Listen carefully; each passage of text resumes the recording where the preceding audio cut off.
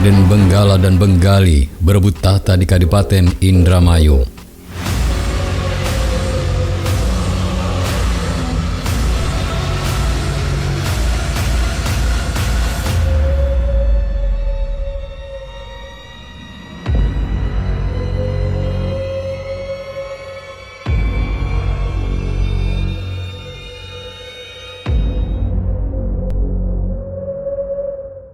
Sahabat Serintil, perjalanan sejarah Indramayu diwarnai dengan kisruh perebutan tahta. Kisruh bermula ketika Wiralodra III wafat mendadak. Sebelum mangkat, ia belum sempat menunjuk calon penggantinya. Sementara di sisi lain, Raden Benggala selaku putra tertua menganggap dirinya paling berhak menggantikan kedudukan ayahnya. Begitupun juga dengan Raden Benggali, merasa lebih berhak atas tahta dibandingkan dengan kakaknya. Pertentangan kedua saudara kembar itu berlangsung berlarut-larut, masing-masing memiliki pengikut setianya sendiri-sendiri, sehingga pemerintahan di Kadipaten Indramayu terpecah belah menjadi dua kubu, masing-masing bersikuku dengan ego dan ambisi untuk menjadi orang nomor satu di Kadipaten Indramayu. Sementara itu, sahabat Serintil, di sisi lain Kesultanan Mataram yang berkedudukan sebagai pemerintah pusat juga sedang diguncang masalah, yaitu pemberontakan karena sudah tidak percaya lagi dengan rajanya. Kemudian suasana semacam inilah yang akhirnya dimanfaatkan oleh VOC Belanda untuk merebut Indramayu dari kekuasaan Mataram. Kisruh perebutan tahta antara Raden Benggala dan Benggali yang melibatkan campur tangan VOC Belanda dikisahkan dalam naskah Babadermayu. Peristiwa itu terjadi setelah Raden Suwardi yang bergelar Wiralodra III mangkat mendadak. Dalam Babadermayu disebutkan bahwa Wiralodra III mempunyai 4 orang anak, 2 orang laki-laki kembar yang diberi nama Raden Benggala dan Raden Benggali. Anak ketiga berjenis kelamin perempuan yang kelak diperistri oleh Raden Singawijaya.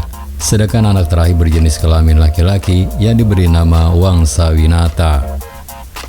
Ketika Wiralodra III meninggal dunia, ia belum sempat berwasiat siapa yang kelak menduduki jabatan Adipati Indramayu, sehingga para pembesar di Indramayu merencanakan pengangkatan Raden Benggala sebagai Adipati selanjutnya. Pertimbangannya adalah karena kedudukannya sebagai anak tertua, merasa lebih dekat dengan ayahnya, serta juga merasa lebih pintar dibandingkan kakaknya. Raden Benggali berontak atas rencana pengangkatan kakaknya sebagai adipati. Raden Benggali memproklamirkan atas ketidaksetujuannya secara terang-terangan. Anehnya, tindakannya itu didukung oleh bagian pembesar Indramayu dan saudara-saudaranya.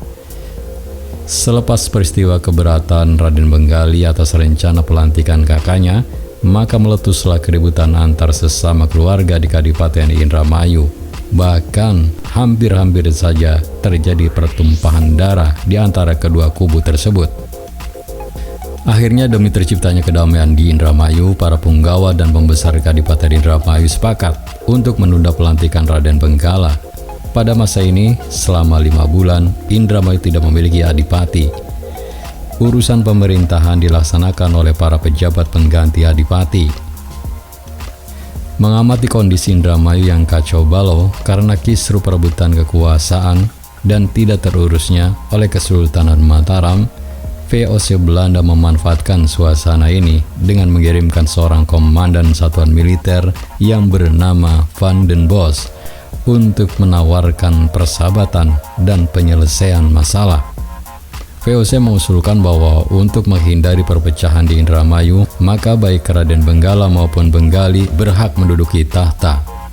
VOC mengusulkan agar Raden Benggala tetap dilantik sebagai Adipati Indramayu selama 3 tahun. Adapun untuk 3 tahun ke depannya dijabat oleh Raden Benggali.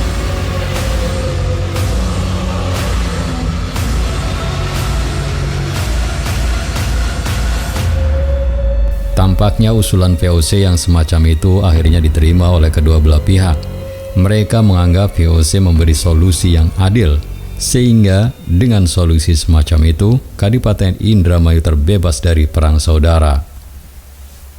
Kala itu para pejabat di Indramayu tidak menyadari bahwa di balik usulan VOC yang sepertinya baik itu tersimpan niat buruk.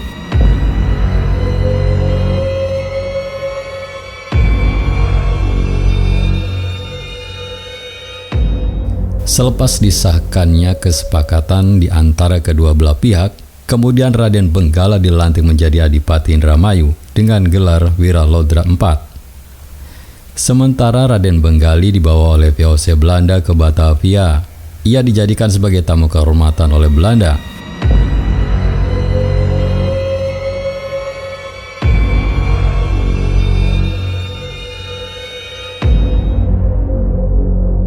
Pada saat menjadi tamu kehormatan di Batavia, pemikiran Raden Benggali sedikit demi sedikit terpengaruh oleh Belanda, sehingga lama-kelamaan hasratnya untuk menjadikan Indramayu sebagai bagian dari kekuasaan VOC menjadi tinggi.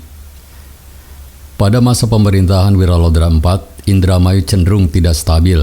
Para penggawa dan pembesar Indramayu terkotak-kotak.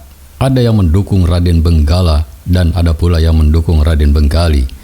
Sementara itu, Raden Benggala selalu was-was dalam memerintah karena merasa mengemban jabatan yang sementara.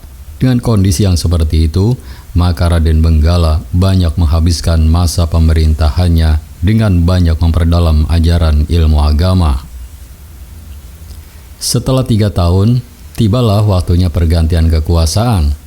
Raden Benggali dilantik menjadi Adipati Indramayu dengan gelar Singalodra.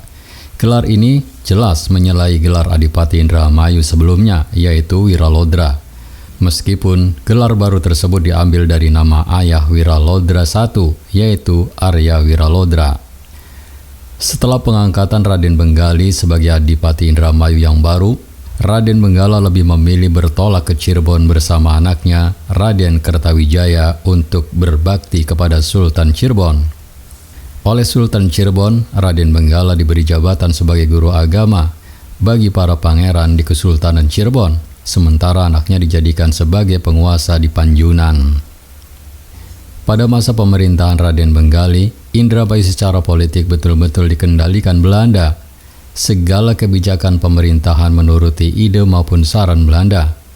Namun, pemerintahan Raden Benggali tidak bertahan lama.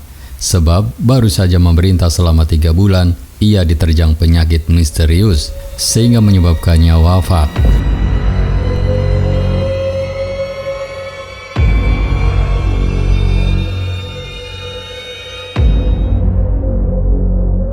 Selepas mangkatnya Raden Benggali, yang menggantikan kedudukannya sebagai Adipati Indramayu adalah Raden Samaun, anak laki-laki tertuanya.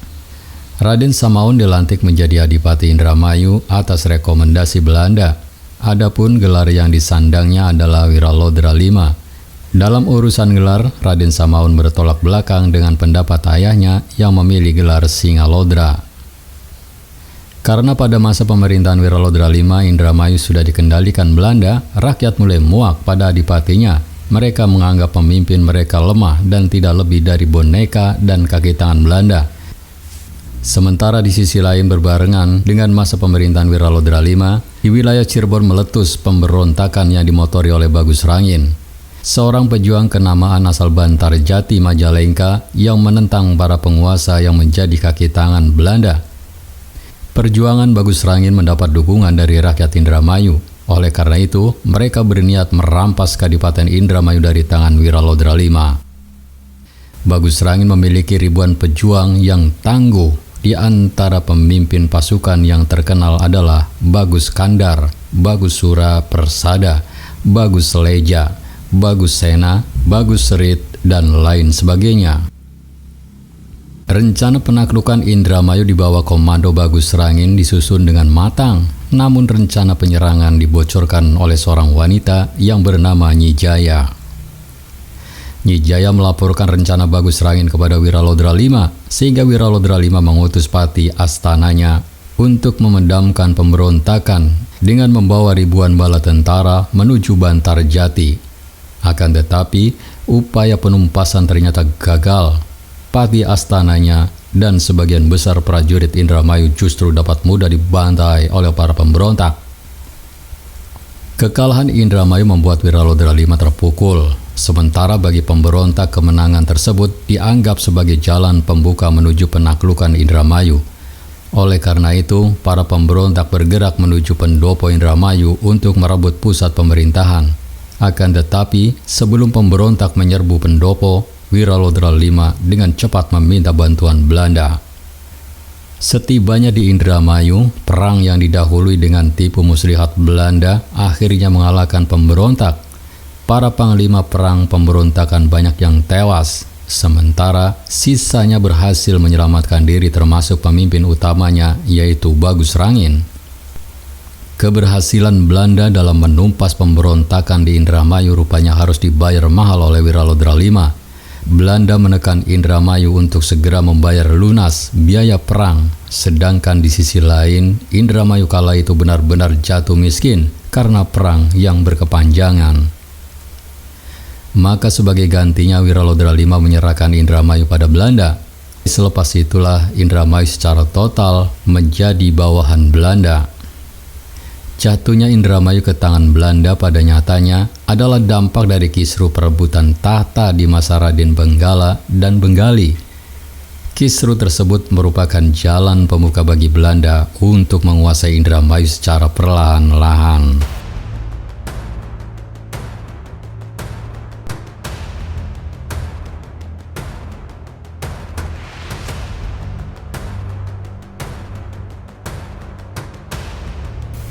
Sahabat Serintil, demikianlah kisruh perebutan tahta di Indramayu antara Benggala dan Benggali.